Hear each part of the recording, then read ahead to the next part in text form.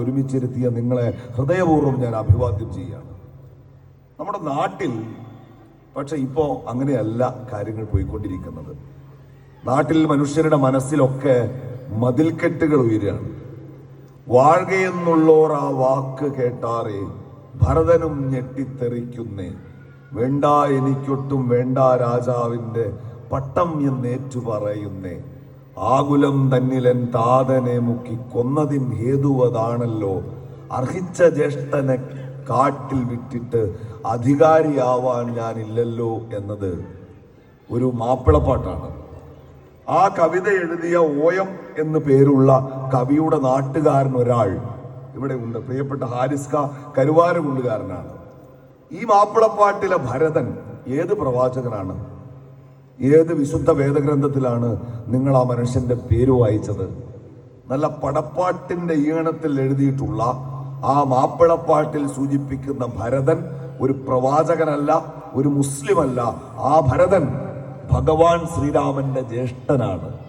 അർഹിച്ച ജ്യേഷ്ഠനെ കാട്ടിൽ വിട്ടിട്ട് അധികാരിയാവാൻ ഞാനില്ലല്ലോ എന്ന് മാപ്പിളപ്പാട്ടിന്റെ താളത്തിൽ ഭരതൻ പറയുന്നത് 14 വർഷത്തെ വനവാസത്തിന് ഭഗവാൻ ശ്രീരാമൻ കാട്ടിൽ പോയപ്പോ ആ ജ്യേഷ്ഠന്റെ കസേര തട്ടിയെടുക്കാൻ ഞാനില്ല എന്ന് തീരുമാനിച്ച് ഭഗവാൻ ശ്രീരാമന്റെ സിംഹാസനത്തിൽ അദ്ദേഹത്തിന്റെ പാതുകങ്ങൾ വെച്ച് അദ്ദേഹത്തിന്റെ ഖലീഫയായി, അദ്ദേഹത്തിന്റെ പ്രതിനിധിയായി 14 വർഷം ആ രാമരാജ്യം ഭരിച്ച ഭരതനെ കുറിച്ച് OM കരുവാരകുണ്ടെന്ന മാപ്പിളക്കവി മാപ്പിളപ്പാട്ടിന്റെ ഇശലുകളിൽ എഴുതി സഹോദരങ്ങളെ പോലെ നമ്മൾ ആ പാട്ടേറ്റുപാടി കൂടപ്പിറപ്പുകളെ പോലെ ജീവിച്ച മലയാള നാട്ടിൽ, നമ്മുടെ രാജ്യത്ത് മതത്തിന്റെ പേരിൽ, ജാതിയുടെ പേരിൽ, ആരാധനാലയങ്ങളുടെ പേരിൽ മനുഷ്യരെ തമ്മിലടിപ്പിച്ച് അധികാരമുറപ്പിക്കാൻ ശ്രമിക്കുന്ന, ചിതറിത്തെറിച്ച ചോരയിലും ചിതറിത്തെറിച്ച മാംസത്തുണ്ടുകളിലും അധികാരമുറപ്പിക്കാൻ ശ്രമിക്കുന്നവർ ആ രാജ്യത്ത് കടന്നു വന്നിരിക്കുന്നു എന്നതാണ്. അവരിപ്പോ നമ്മുടെ രാജ്യത്ത് വിശുദ്ധമെന്ന് നമ്മൾ കരുതിയ ആരാധനാലയങ്ങളുടെ പേരിൽ സംഘർഷമുണ്ടാക്കാനുള്ള പരിശ്രമം നടത്തുകയാണ്. നമ്മളിപ്പോ ഏറ്റവും ഒടുവിൽ അത് എത്തി നിൽക്കുന്നത് ഗ്യാൻവാപ്പി മസ്ജിദിലാണ്. സ്നേഹമുള്ളവരെ, ഗ്യാൻവാപ്പി മസ്ജിദിനോട് ചേർന്ന് അവിടെ കാശി വിശ്വനാഥ ക്ഷേത്രമുണ്ട്. വിശ്വനാഥൻ എന്ന് പറഞ്ഞാൽ ഭഗവാൻ ശിവനാണ്. നിങ്ങളുടെ ഈ വേദിയിലെ ഒരു മതിൽക്കെട്ട് പോലെ, ഒരു മതിൽക്കെട്ടിന്റെ ഇപ്പുറത്ത് നിങ്ങൾ ഈ സദസ്സിൽ ജാതിയും മതവും മറന്ന് ഒരുമിച്ചിരുന്നത് പോലെ ആ മതിലിന്റെ ഒരു ഭാഗത്ത് ആ മസ്ജിദിന്റെ മിനാരങ്ങൾ ഉയർന്നു നിൽക്കട്ടെ. ആ മസ്ജിദിന്റെ മറുഭാഗത്ത്, ആ മതിലിന്റെ മറുഭാഗത്ത് അവിടുത്തെ ഹൈന്ദവ സഹോദരന്മാർ കാശി വിശ്വനാഥ ക്ഷേത്രത്തിൽ വന്ന് ഭഗവാൻ ശിവന് ആരതി ഒടിഞ്ഞ് അദ്ദേഹത്തെ പൂജിച്ച് മടങ്ങിപ്പോകട്ടെ. ഗ്യാൻവാപ്പി മസ്ജിദില് ജുമാ നമസ്കാരം നടക്കുമ്പോ അവിടെ ആ സഹോദരന്മാർ, ഹൈന്ദവ സഹോദരന്മാർ ജുമാ നമസ്കാരം കഴിഞ്ഞ്, ഈദ് നമസ്കാരം കഴിഞ്ഞ് ആ പള്ളിയിൽ നിന്ന് പുറത്തു വരുന്ന മുസ്ലിം സഹോദരന്മാര് അവരോട് സൗഹൃദം പങ്കുവെക്കട്ടെ. അവിടെ വരുന്ന ഭക്തന്മാർക്ക് മുസ്ലിങ്ങൾ മധുരം വിതരണം ചെയ്യട്ടെ. അങ്ങനെ ഒരു മതിലിന്റെ അപ്പുറത്തും ഇപ്പുറത്തും ദേവാലയങ്ങൾ സ്ഥിതി ചെയ്യുന്ന മഹിതമായ പാരമ്പര്യത്തിന്റെ ഉടമകളെന്ന് അവകാശപ്പെടുന്ന നമ്മൾ കേരളത്തിൽ ഇരുന്ന് രാഷ്ട്രീയത്തെക്കുറിച്ച്, മതത്തെക്കുറിച്ച് സംസാരിക്കുമ്പോ അവിടെ എന്താ കുഴപ്പം എന്നൊരാലോചന നമുക്കില്ലേ? ഒരു മതിലുണ്ടാകട്ടെ, ആ മതിലിന്റെ അപ്പുറത്ത് ഒരു ക്ഷേത്രത്തിന്റെ ശ്രീകോവിൽ ഉണ്ടാകട്ടെ, ഇപ്പുറത്ത് ഒരു പള്ളിയുടെ മിനാരം ഉണ്ടാകട്ടെ. അത് രണ്ടും പരസ്പരം ചുംബിച്ചുകൊണ്ട്, സൗഹൃദം പങ്കുവെച്ചുകൊണ്ട് അവിടെ തലയുയർത്തി പിടിച്ച് നിൽക്കട്ടെ എന്ന് തീരുമാനിച്ചാൽ പിന്നെ ഈ ആരാധനാലയങ്ങളുടെ പേരിൽ കലാപം വേണ്ട, അതിന്റെ പേരിൽ സംഘർഷം വേണ്ട. എന്തുകൊണ്ടായിരിക്കും അവിടെ കുറെ മനുഷ്യർക്ക് അങ്ങനെ ചിന്തിക്കാൻ കഴിയാത്തത്? നിങ്ങൾ മനസ്സിലാക്കേണ്ടത്, ദൗർഭാഗ്യവശാൽ 7.5 പതിറ്റാണ്ടിന്റെ പാരമ്പര്യമുള്ള മതനിരപേക്ഷ ജനാധിപത്യ ഇന്ത്യയുടെ അധികാരം വർത്തമാനകാലത്ത് കൈകാര്യം ചെയ്യുന്നവരുടെ നെറികെട്ട രാഷ്ട്രീയം മനുഷ്യരെ നോക്കി പുഞ്ചിരിക്കുന്നിടത്ത്, മനുഷ്യർക്കിടയിൽ സൗഹൃദമുള്ളിടത്ത്, ഈ ജിസാൻ KMCCയുടെ വേദിയിൽ നിങ്ങൾ ഒരുമിച്ചിരുന്നത് പോലെ ജാതിയും മതവും മറന്ന് മനുഷ്യർ സൗഹൃദം പങ്കുവച്ചാൽ അവിടെ ക്ലച്ചുപിടിക്കാത്ത, അവിടെ വിജയിക്കാത്ത വെറുപ്പിന്റെ, വിദ്വേഷത്തിന്റെ രാഷ്ട്രീയമാണ് അവർ ഉയർത്തിപ്പിടിക്കുന്നത് എന്നതുകൊണ്ടാണ്. നമ്മൾ ഇതുപോലെ ഇരുന്നാൽ നമ്മളുടെ കുഞ്ഞുങ്ങൾ ഈ സമ്മേളന വേദിയിൽ ഓടിക്കളിക്കുന്നത് പോലെ അവർ ഓടിക്കളിച്ചാൽ സൗഹൃദവും സന്തോഷവും സങ്കടവും സമ്പത്തും ദാരിദ്ര്യവും പ്രയാസങ്ങളും ഒക്കെ പങ്കുവച്ച് നമ്മളിവിടെ സഹോദരങ്ങളെ പോലെ ജീവിച്ചാൽ അവിടെ അവർക്ക് അധികാരം ലഭിക്കില്ല, അവർ തെരഞ്ഞെടുപ്പ് ജയിക്കില്ല. കാരണം നമ്മൾ തമ്മിലടിക്കുന്നിടത്ത് മാത്രമാണ്. നമ്മൾ മതത്തിന്റെ പേരിൽ ഈ രാജ്യത്തിന്റെ തെരുവുകളിൽ തലതല്ലി കീറുന്നിടത്ത് മാത്രമാണ്. എന്റെ ഹൃദയത്തിന് നേരെ നിങ്ങൾ കത്തി ഉയർത്തുമ്പോ, നിങ്ങളുടെ നെഞ്ചിന് നേരെ ഞാൻ കഠാര ഉയർത്തുമ്പോൾ മാത്രം രക്ഷപ്പെടുന്ന, അപ്പോൾ മാത്രം അധികാരം പിടിച്ചെടുക്കാൻ കഴിയുന്ന വെറുപ്പിന്റെ തത്വശാസ്ത്രമാണ് ഇന്ന് ഈ രാജ്യം ഭരിക്കുന്നത് എന്നതാണ് പ്രശ്നം. അവിടെയാണ് ഞാൻ ആ മാപ്പിള രാമായണത്തെ കുറിച്ച് പറഞ്ഞു വെച്ചത്. ഇപ്പോ ഒരു രാമക്ഷേത്രം ഉണ്ടായിരിക്കുന്നു. ആ രാമക്ഷേത്രത്തിൽ പോകുന്നവരെ മുഴുവൻ ഒരു പ്രത്യേക രാഷ്ട്രീയ പാർട്ടികളുടെ ആളുകളായി കാണണം എന്നല്ല. ഭഗവാൻ ശ്രീരാമനെ കുറിച്ച് സച്ചിദാനന്ദന്റെ ഒരു കവിതയുണ്ട്. നരന്റെ പട്ടിണി വിശപ്പാണവനെന്നും പരന്റെ സങ്കടങ്ങൾ അവന്റെതേ സർവസ്വം, പരദ്വേഷ ശിലകളാൽ തീർത്ത തടവറയല്ലൻ ഗേഹം, കരുണ ദയ എന്നിവ വാഴുന്ന ഹൃത്താണല്ലോ എന്നാണ്. എവിടെയാണ് ശ്രീരാമൻ കുടികൊള്ളുന്നത്? അപരന്റെ സങ്കടം തന്റെ സങ്കടമായി ഏറ്റെടുക്കുന്ന, കൺമുന്നിൽ നിൽക്കുന്ന ഒരു പാവപ്പെട്ടവന്റെ വിശപ്പ് തന്റെ വിശപ്പായി അനുഭവിക്കാൻ കഴിയുന്ന മനുഷ്യരുടെ മനസ്സിലാണ് ഭഗവാൻ ശ്രീരാമൻ കുടികൊള്ളുന്നത്. നിന്നെപ്പോലെ നീ നിന്റെ അയൽക്കാരനെയും സ്നേഹിക്കുക എന്ന് ക്രിസ്തു പറയുമ്പോ, അയൽക്കാരന്റെ പട്ടിണിയെ, അവന്റെ ദാരിദ്ര്യത്തെ, അവന്റെ പ്രയാസങ്ങളെ, അവന്റെ സങ്കടങ്ങളെ നീ നിന്റേതായി ഏറ്റെടുക്കുക എന്നതാണ്. 40 വീടിനപ്പുറത്തുള്ള അയൽപ്പക്കക്കാരോട് അവരുടെ ജാതി നോക്കാതെ, അവരുടെ മതം നോക്കാതെ എത്രത്തോളം സൗഹൃദം പാലിക്കണമെന്ന് മഹാനായ പ്രവാചകൻ റസൂലുള്ളാഹി സ്വല്ലല്ലാഹു അലൈഹി വസല്ലം തങ്ങൾ അദ്ദേഹത്തിന്റെ സഹാബത്തിനെ പഠിപ്പിക്കുന്ന സന്ദർഭം. ഞങ്ങളുടെ സ്വത്തിൽ സഹോദര സമുദായത്തിൽപ്പെട്ട അയൽവാസിക്ക് അവകാശം കൊടുക്കണമെന്ന് പ്രവാചകൻ പറഞ്ഞു പോകുമോ എന്ന് ഞങ്ങൾ ചിന്തിച്ചു എന്നാണ് പ്രവാചകന്റെ സഖാക്കൾ പറയുന്നത്. മഹാനായ പ്രവാചകനാകട്ടെ, ഭഗവാൻ യേശുക്രിസ്തു ആകട്ടെ, ശ്രീരാമനാകട്ടെ, നമ്മൾ ആദരിക്കുന്ന ബഹുമാനിക്കുന്ന എല്ലാ മതങ്ങളും, എല്ലാ വേദഗ്രന്ഥങ്ങളും, എല്ലാ പ്രവാചകന്മാരും, എല്ലാ ദൈവസങ്കല്പങ്ങളും പഠിപ്പിച്ചത് മനുഷ്യൻ മനുഷ്യനെ സ്നേഹിക്കണം എന്നാണ്. എന്നാൽ ഇവിടെ നമ്മുടെ രാജ്യത്ത് ഹിന്ദുവിന്റെ പേരിൽ ഒരു വലിയ ധ്രുവീകരണ രാഷ്ട്രീയം കൊണ്ടുവരികയാണ്.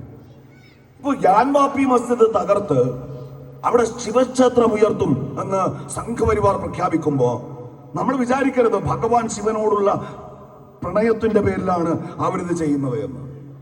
ആ പള്ളിയുടെ ഉദൂഖാന കാണാത്ത ആരുമില്ലല്ലോ ഇവിടെ. ആ ഉദൂഖാന പൂട്ടിയിട്ടിരിക്കുകയാണ്. എന്തിന്റെ പേരിലാണ് പൂട്ടിയിട്ടത്? ആ ഉദൂഖാനയിലെ ജലധാര ശിവലിംഗമാണ് എന്നൊരു വിഭാഗം ആളുകൾ, വിശേഷിച്ച് ഞാൻ നേരത്തെ സൂചിപ്പിച്ചതുപോലെ മതത്തിന്റെ പേരിലുള്ള നെറുകെട്ട രാഷ്ട്രീയം ഈ രാജ്യത്ത് പയറ്റുന്നവർ, അവർ പറയാണ് അത് ശിവലിംഗമാണ് എന്ന്. ആ ഉദൂഖാന പൂട്ടിയിട്ടു. ഇപ്പൊ നിങ്ങൾ വിചാരിക്കുന്നുണ്ടാവും ശിവനോടുള്ള സ്നേഹം കൊണ്ടാണ് എന്ന്. സ്നേഹമുള്ളവരെ, അവിടുത്തെ ഒരു പോലീസ് സ്റ്റേഷനിൽ ലങ്ക എന്നു പേരുള്ള പ്രദേശത്തെ വാരാണസിയിലെ ശിവഭഗവാന്റെ നഗരം എന്ന് വിളിക്കപ്പെടുന്ന വാരാണസിയിലെ ഒരു പോലീസ് സ്റ്റേഷനിൽ 246 ശിവക്ഷേത്രങ്ങൾ പൊട്ടിത്തകർന്ന നിലയിൽ, മണ്ണിൽ നിന്ന് പിഴുതെടുത്ത നിലയിൽ സൂക്ഷിച്ചിട്ടുണ്ട്. അവിടുത്തെ മുഖ്യ പൂജാരിയായിരുന്ന തിവാരി ഇന്ന് പറഞ്ഞതനുസരിച്ചാണെങ്കിൽ ആ ശിവക്ഷേത്രങ്ങൾ പിഴുതെടുത്ത ക്ഷേത്രങ്ങളിൽ 1000 വർഷം പഴക്കമുള്ള ശിവക്ഷേത്രങ്ങൾ വരെ ഉണ്ട്. 1000 വർഷമുള്ള, 500 വർഷം പഴക്കമുള്ള വാരാണസിയിലെ ഹൈന്ദവ സഹോദരന്മാർ കഴിഞ്ഞ നൂറ്റാണ്ടുകളായി ആരതിയുടിഞ്ഞ് ആദരവോടെ പൂജിക്കുന്ന ആ പൂജാ വസ്തുക്കൾ പിഴുതെടുത്ത് പൊട്ടിത്തകർത്ത് തല്ലിത്തകർത്ത് അവിടുത്തെ ഒരു പോലീസ് സ്റ്റേഷന്റെ സ്റ്റോർ റൂമിൽ കൊണ്ടുവന്ന് കൂട്ടിയിട്ടത് ആരാണ്? ഔറംഗസേബ് വന്നോ? ബാബർ വന്നോ? മുസ്ലിം ലീഗുകാർ വന്നോ? ജവഹർലാൽ നെഹ്റു വന്നോ? ഇല്ല. പിന്നെ ആരാണ്? അവിടെ നടപ്പാക്കുന്ന വിശ്വനാഥ കോറിഡോർ എന്ന പദ്ധതി നടപ്പാക്കാൻ, റോഡുണ്ടാക്കാൻ, പാലമുണ്ടാക്കാൻ അവിടുത്തെ MP ആയ ഇപ്പോഴത്തെ നമ്മുടെ രാജ്യത്തിന്റെ പ്രധാനമന്ത്രിയുടെ കാർമ്മികത്വത്തിൽ തകർത്തെറിഞ്ഞതാണ് ആ ക്ഷേത്രങ്ങൾ എന്നാണ്. ആ റോഡിന്റെ പ്ലാൻ ഒന്ന് മാറ്റി വരച്ചാ പോരെ? 1000 വർഷം പഴക്കമുള്ള ശിവക്ഷേത്രം, 500 വർഷം പഴക്കമുള്ള ശിവക്ഷേത്രം അവിടെ ഉണ്ടാവില്ലേ? അങ്ങനെ മാറ്റി വരക്കാൻ പറ്റൂല. അവിടെ റോഡ് വരണം. പക്ഷേ ഗ്യാൻവാപ്പി പള്ളിയുടെ വധൂഖാനക്കകത്തെ ജലധാര ശിവക്ഷേത്രമാണ് എന്ന് വാദിച്ചാലോ ആ നഗരത്തിൽ ഹിന്ദുവും മുസ്ലിമും തമ്മിലടിക്കും. അത് ഉത്തർപ്രദേശിലേക്ക് പടരും, അത് ഉത്തരേന്ത്യ മുഴുവൻ പടരും, ആ കലാപത്തിന്റെ വാർത്തകൾ വായിക്കുന്ന ഈ രാജ്യത്ത് കോടിക്കണക്കിന് വരുന്ന ഹിന്ദുവിന്റെ മുസ്ലിമിന്റെ മനസ്സിൽ വെറുപ്പായി പകയായി ആ കലാപങ്ങൾ ആളിപ്പടരും. ആ കലാപങ്ങളിൽ മനുഷ്യർ പിടഞ്ഞു വീണ് മരിക്കുമ്പോ ആ കുഞ്ഞുമക്കളുടെ ശവശരീരത്തിന്റെ പുറത്ത് അവരധികാരം ഉറപ്പിക്കും. ഈ രാഷ്ട്രീയത്തെ നമുക്ക് തിരിച്ചറിയാൻ കഴിയണം എന്ന് പറയാനാണ് KMCC ഇത്തരമൊരു പൊതുയോഗം സംഘടിപ്പിച്ച് ഞങ്ങളെപ്പോലെ കുറെ ആളുകളെ ഇവിടെ കൊണ്ടുവന്നിട്ടുള്ളത്. ആ വെറുപ്പിന്റെ രാഷ്ട്രീയത്തെ നമുക്ക് ചെറുത്തു തോൽപ്പിക്കാൻ കഴിയണം. ഇവിടെ പറഞ്ഞല്ലോ പ്രിയപ്പെട്ട കുഞ്ഞുമോൻ സാഹിബ്, നമ്മുടെ ആദ്യത്തെ ഒരു പ്രവാസി അങ്ങനെ ഉണ്ടല്ലോ, ചന്ദ്രനിൽ ആദ്യം പോയ ഒരാളുണ്ട്, ഇല്ലേ? എവറസ്റ്റ് ആദ്യം കീഴടക്കിയ ഒരാളുണ്ട്. ഈ ജിസാനിൽ, ഈ സൗദിയിൽ ആദ്യം വന്ന ഒരു മലയാളിയോ ഒരു കൂട്ടം മലയാളികളോ ഉണ്ടാവില്ലേ? ഈ നാട് അവർ മുമ്പ് കണ്ടിട്ടില്ല. ഈ നാട്ടിലെ ഭാഷ അവർക്കറിയില്ല. ഇവിടെ വന്നാൽ ഒരു ജോലി കിട്ടുമോ എന്ന് അവർക്കറിയില്ല. ആ പായക്കപ്പലിൽ കടൽക്കാറ്റിനെ വിശ്വസിച്ച് ഈ തീരം തേടി പുറപ്പെടുമ്പോൾ ജീവനോടെ ഈ മണ്ണിൽ ചവിട്ടാൻ കഴിയുമോ എന്ന് അവര് പ്രതീക്ഷിച്ചിട്ടില്ല. അരനൂറ്റാണ്ട് മുൻപ് സൗഭാഗ്യങ്ങൾ തേടി പ്രാരാബ്ദങ്ങളോട് പൊരുതാൻ ഒരു പുതിയ മേച്ചിൽപ്പുറം എന്ന നിലക്ക് ഈ അറേബ്യയുടെ തീരം താണ്ടി നമ്മുടെ തീരത്ത് നിന്ന് പുറപ്പെട്ട ആദ്യത്തെ പ്രവാസി. മാനസികാവസ്ഥയാണ് ഞാൻ പറഞ്ഞത്. ജീവനോടെ ഇവിടെ എത്താൻ കഴിയും എന്ന് പ്രതീക്ഷിച്ചിട്ടേ ഇല്ല. അതുപോലെ കുലേ മനുഷ്യർ മറ്റൊരു പായക്കപ്പലിൽ 14 നൂറ്റാണ്ട് മുൻപ് നമ്മുടെ നാട്ടിലേക്ക് വരുന്നുണ്ട്, അല്ലേ? മഹാനായ പ്രവാചകൻ സല്ലല്ലാഹു അലൈഹി വസല്ലം തങ്ങളുടെ അറഫ പ്രസംഗത്തിലെ ഈ സന്ദേശം മനുഷ്യർ ജീവിക്കുന്ന അഷ്ടദിക്കുകളിലും നിങ്ങൾ എത്തിച്ചു കൊടുക്കുക എന്ന പ്രവാചകന്റെ ആഹ്വാനം കേട്ട് പുറപ്പെട്ട മനുഷ്യർ അവര് കൊടുങ്ങല്ലൂരിലെ ആ തീരത്ത് വന്നിറങ്ങുമ്പോൾ അവർക്ക് ഭാഷ അറിയില്ല, ആ നാടറിയില്ല. ആ നാട്ടിൽ എന്ത് സംഭവിക്കുമെന്ന് അവിടുത്തെ കച്ചവടക്കാർ പറഞ്ഞുള്ള അറിവല്ലാതെ, ആ മലയാളികൾ സഹിഷ്ണുതയുള്ളവരാണ് എന്ന അറിവല്ലാതെ മറ്റൊന്നും അവർക്കറിയില്ല. അവര് വന്നപ്പോ അവർക്ക് ആരാധിക്കാൻ ഇടമുണ്ടായി, അവർക്കവിടെ വീട് വെക്കാൻ ഇടമുണ്ടായി, അവർക്കവിടെ പള്ളി പണിയാൻ ഭൂമി ലഭിച്ചു. ആ നാട് അവരെ സ്വീകരിച്ചു.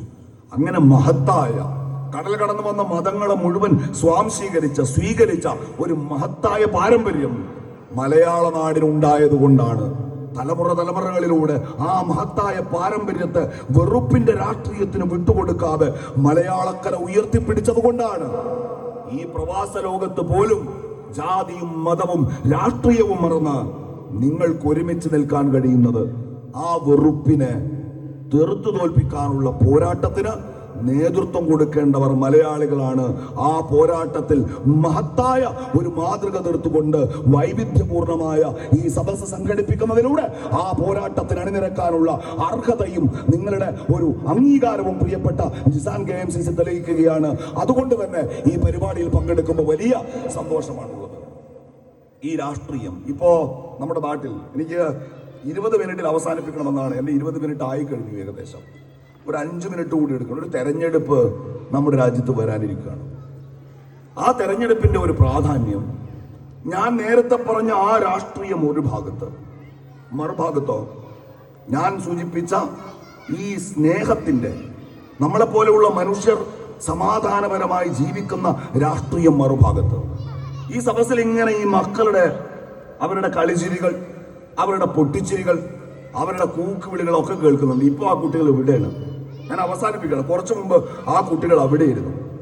ആ മതിൽക്കെട്ടിന്റെ മുകളിൽ നിന്ന് ആ കുട്ടികൾ ആർത്തു വിളിക്കുമ്പോൾ ഞാൻ ഈ വേദിയിൽ ഇരുന്ന് ശ്രദ്ധിച്ചത് സ്നേഹമുള്ള എൻ്റെ സഹോദരിമാരെയായിരുന്നു. നിങ്ങളെല്ലാവരും തിരിഞ്ഞു നോക്കി, അല്ലേ? വീഴാൻ പോവാണോ? നിന്റെ കുട്ടിയാണോ?